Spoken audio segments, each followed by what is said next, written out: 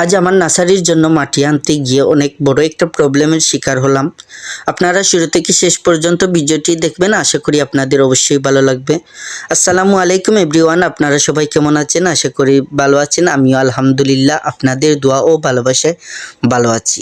আপনারা অনেকেই জানেন আমি বিগত কয়েক বছর থেকে টমেটোর গ্রাফটিং নার্সারি করি, যাকে অনেকে কলমের চারা নামেও চিনেন। আর এই চারাগুলো করতে গেলে প্রথম এবং প্রধান উপকরণই হচ্ছে মাটি। তাই আজ আমি মাটিগুলো এনে সেভ করলাম। আজ আমার নার্সারির কাজ শুরু করার প্রথম দিন।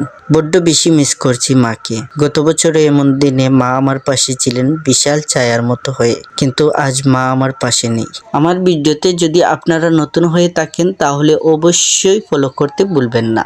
ইতিমধ্যে আপনারা দেখেছেন টাটকার মাটি নিয়ে এসেছে। যেহেতু টাটকার বাড়ির ভিতরে ঢুকবে না, তাই রাস্তার একপাশে মাটিগুলো রাখি এবং সেখান থেকে আমরা আস্তে আস্তে মাটিগুলো বাড়িতে নিয়ে যাই, নির্দিষ্ট একটি স্থানে রাখি। মাটিগুলো নিতে গিয়ে হঠাৎ আমার পায়ে চোট লাগে, প্রচন্ড ব্যথা হচ্ছিল।